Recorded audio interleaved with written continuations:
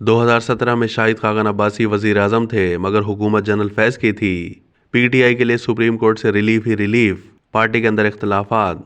मुस्लिम league नून के रहनुमा ख्वाजा आसिफ ने कहा है कि 2017 में शाहिद खाकन अब्बासी वजीर आजम थे, मगर हुकूमत जनरल फैज़ की थी। फैज़ाबाद धरने के शुरका को जो पैसे दिए थे, मैंने पूछा तो जनरल बाजवा ने बताया कि उनके पास किराया नहीं था, हमने उनको घर वापसी का किराया दिया था। क्या साजिशी कभी मानते हैं कि हमने साजिश की है? पिछले 75 सालों से जो हो रहा है उसके जिम्मेदार सियासतदान हैं, वो शिकायत नहीं कर सकते।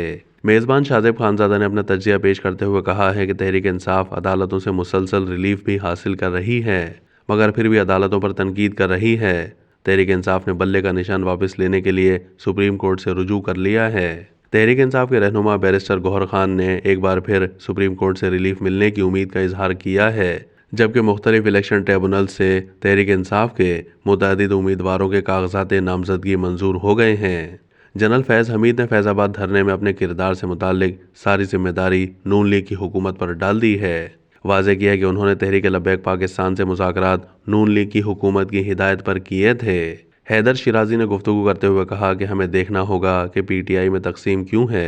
आज जो हुआ उसमें शेर अफजल खान मरवत बैरिस्टर गौहर की गुफ्तगू के बाद आए। शेर अफजल मरवत चाहते थे कि बैरिस्टर गौहर उनके साथ प्रेस कॉन्फ्रेंस करें। उन्होंने कहा कि मैं इमरान खान से मुलाकात करने के बाद पहुंचा हूं, तो मैं चाहता हूं कि बैरिस्टर गौहर बात करने के लिए मेरे साथ आएं। वो बैरिस्टर गौहर से मुलाकात के लिए गए, मगर बैरिस्टर गौहर उनके हमरा प्रेस कॉन्फ्रेंस के लिए नहीं आए। उमैर नियाजी को बुलाने के लिए शेर अफजल मरवत ने 3 मरतबा अपनी टीम के मेंबरान को भेजा।